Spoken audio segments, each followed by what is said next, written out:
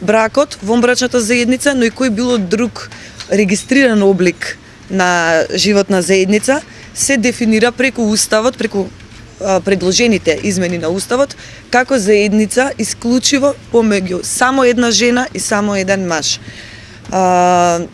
Сметаме дека се нелогични овие измени на уставот, дека доаѓа до еден период кога нема потреба да се во устав да се дефинираат вакви работи кои што веќе постојат во националното законодавство, особено затоа што во овој момент и парламентот не работи во полн состав, а не сметаме дека се тоа некои итни промени кои што бараат итност. Во таа смисла, кога националното законодавство бракот веќе го дефинира како заедница помеѓу еден маж и една жена, сметаме дека нема потреба уставот да го потврдува истото. Оно што дополнително е пострашно е што сите претеници кои гласаа за потребата од уставни измени, гласаа за потребата да се дефинира бракот како заедница помеѓу еден маж и една жена, а не и вонбрачната заедница. Затоа и во јавност дел од претениците излегоа искажувајќи го чувството на изманипулираност. Оно што, како што кажав, е пострашно е што доколку уставот се промени во овој вид, ние ќе имаме уставен преседан.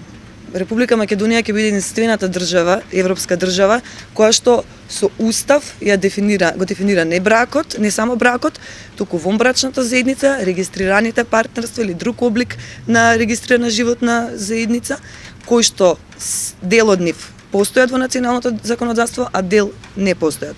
Имаме случаи на дискриминација, имаме случаи на насилство. Мислам дека нашите власти треба да почнат сериозно да работат на ова сфера и да не почнуваат вакви уставни измени кои тоа и те како ќе ја уништа и така распарчената заедница, поради тоа што самата заедница има многу други проблеми, како што истакнав, од психолошко насилство, па и вербално насилство, голем говор на омраза, дури некогаш и голем говор на омраза и од самите медиуми. Па заедницата има секакви проблеми, од неприфаќањето од самите родители, од неприфаќањето од општеството, од неприфаќањето во средините во кои живеат. Мислам, нашето општество е таква патриаркално, хомофобично. И мислам дека овие уставни измени и те како ќе наштетат на самата заедница, на самите припадници на заедницата, сите сме свесни кај живееме, кои се проблемите, и како активист и како човек кој се бори за други права, сум стекнал многу случаи и секојдневно стекнуваме многу случаи на дискриминација, на насилство врз ЛГБТ лицата.